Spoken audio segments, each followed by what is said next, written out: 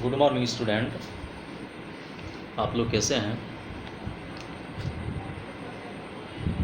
आज मैं कक्षा 10 की जो पाठ्य पुस्तक है रसायन शास्त्र, उसका पहला चैप्टर जो है रासायनिक अभिक्रिया एवं समीकरण, उसके बारे में हम लोग पढ़ेंगे। तो चलिए कुछ इस टॉपिक के बारे में जानें कि रासायनिक अभिक्रिया, रासायनिक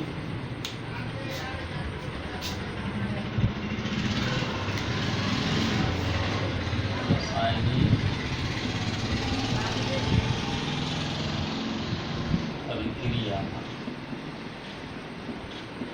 और समीकरण।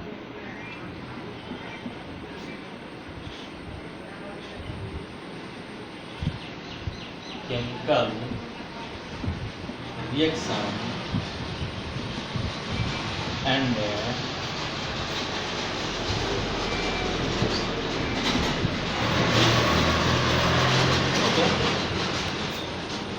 तो हमने अपने दैनिक जीवन में विभिन्न रासायनिक अभिक्रिया को देखा है। उदाहरण के लिए देखते हैं कि गर्मी के मौसम में दूध कुछ घंटों में खट्टा हो जाता है, दूध से दही बनता है, नम वायु में लोहे में जंग लग जाती है,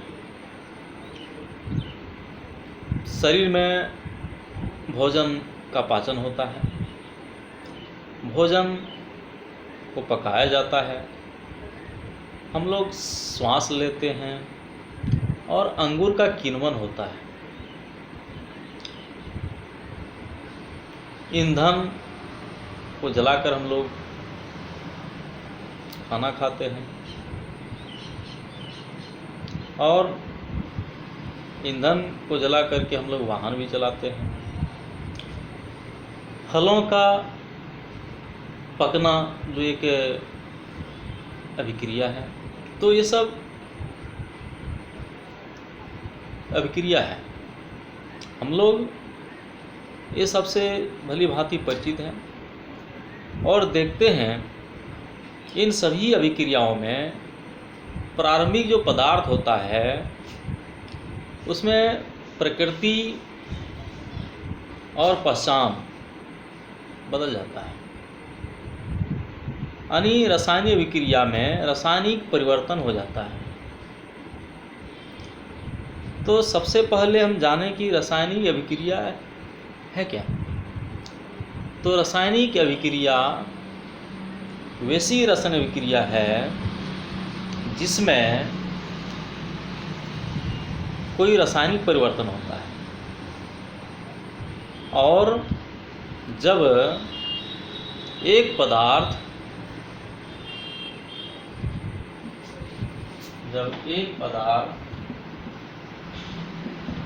से दो भिन्न नए पदार्थ बन जाते हैं या दो पदार्थ मिलकर के एक नए पदार्थ का निर्माण होता है, तो यहाँ पे क्या हो रहा है, एक अभिक्रिया हो रही है। जब देखते हैं कि ये बी से अभिक्रिया करता है और सी एक पदार्थ बना, प्रतिक्रिया में भाग लेने वाले पदार्थ ये और बी है और प्रतिक्रिया के फलस्वरूप सी पदार्थ बन रहे हैं। तो प्रतिक्रिया में भाग लेने वाले पदार्थ को प्रतिकारक या अभिकारक कहते हैं या रिएक्टेंट कहते हैं और प्रतिक्रिया के फलस्वरूप बनने वाले पदार्थ को प्रतिफल या उत्पाद या प्रोडक्ट कहते हैं। तीर के बाईं ओर अभिकारक होते हैं तीर तथा तीर के दाएं ओर उत्पाद होते हैं। इस प्रकार रासायनिक अभिक्रिया होती है। रासायनिक अभिक्रिया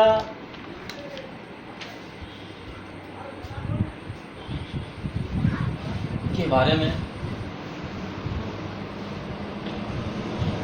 जाने। अब है रासायनिक समीकरण।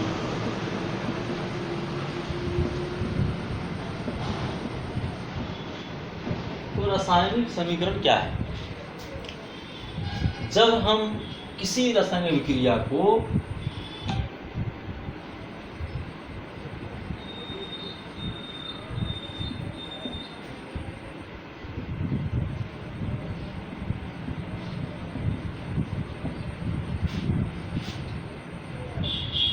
रासायनिक अभिक्रिया जिंक जब निकाल के साथ अभिक्रिया करती है तो यहाँ पे जिंक सल्फेट बनता है और हाइड्रोजन गैस।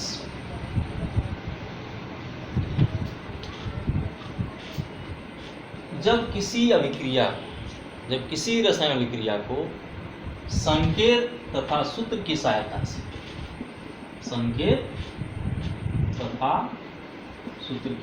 से लिखा जाता है। संकेत तथा सूत्र की सहायता से लिखा जाता है और उसे रासायनिक समीकरण कहते हैं। It is clear. अब रासायनिक समीकरण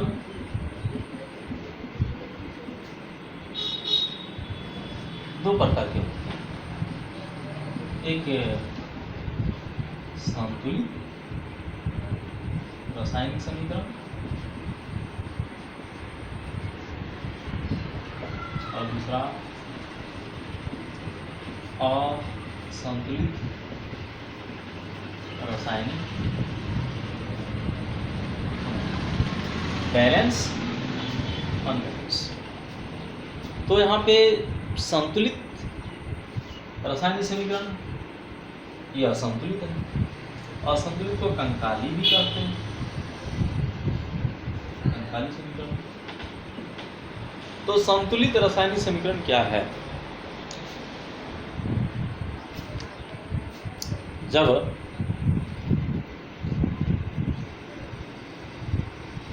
रासायनिक समीकरण के अभिकारकों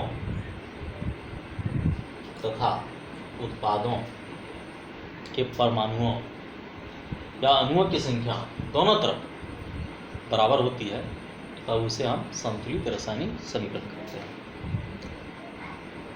और असंतुलित क्या है? जब अभिकारक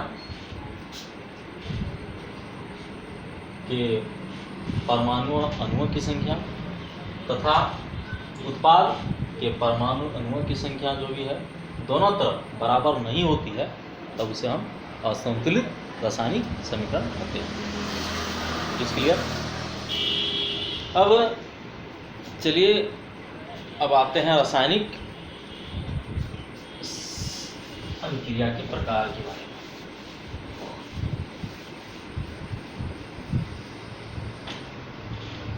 रासायनिक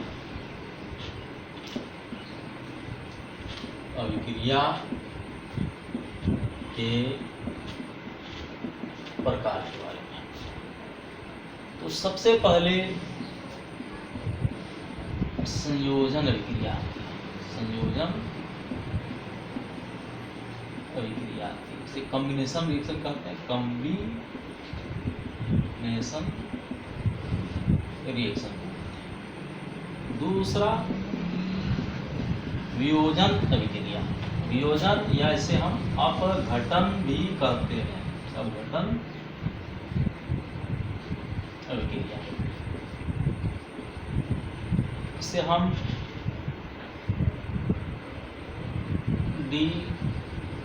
डिकम्पोजिशन रिएक्शन कहते हैं। तीसरा विस्थापन अभिक्रिया। Displacement reaction, displacement reaction. चौथा द्विविस्थापन अभिक्रिया,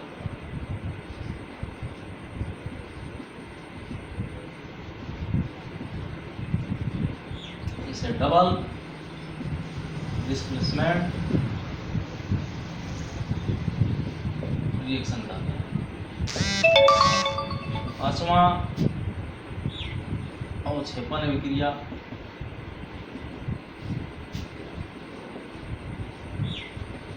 जिसे हम प्रेसिपिटेशन भी रिएक्शन कहते हैं, प्रेसिपिटेशन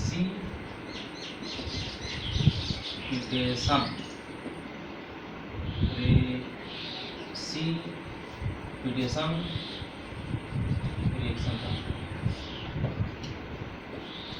छठा उपचयन एवं अपचयन, इसे हम ऑक्सीकरण एवं अवकरण अभिक्रिया करते हैं, अर्थात ऑक्सीडेशन एवं and reduction. It is clear. तो रासायनिक अभिक्रिया के प्रकार में संयोजन अभिक्रिया, कॉम्बिनेशन रिएक्शन, वियोजन अभिक्रिया, इसे अपघटन अभिक्रिया भी कहते हैं, इंग्लिश में डीकम्पोजिशन कहते हैं। विस्थापन अभिक्रिया डिस्प्लेसमेंट रिएक्शन, द्विविस्थापन अभिक्रिया डबल डिस्प्लेसमेंट रिएक्शन, अवक्षेपण अभिक्रिया से हम प्रेसिपिटेशन रिएक्शन कहते हैं, उपचयन एवं अपचयन जिसे हम ऑक्सीकरण एवं अवकरण अभिक्रिया कहते हैं, इंग्लिश में ऑक्सीडेशन एवं रिडक्शन अभिक्रिया कहते हैं। और अन्य अभिक्रियाओं में हम लोग पढ़ेंगे, अन्य अभिक्रियाओं में अन्य अभिक्रिया ऊष्माक्षेपी,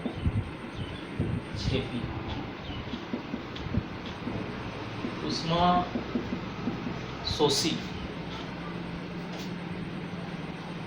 एक्सोथर्मिक, एंडोथर्मिक,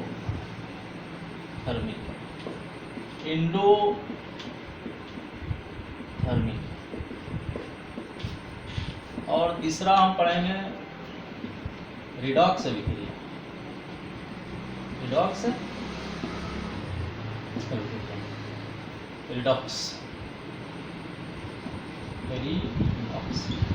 ओके। तो अब धीरे धीरे हम लोग बारी बारी से रासायनिक अभिक्रिया के प्रकार के बारे में जानकारी प्राप्त करेंगे। Okay, thank you.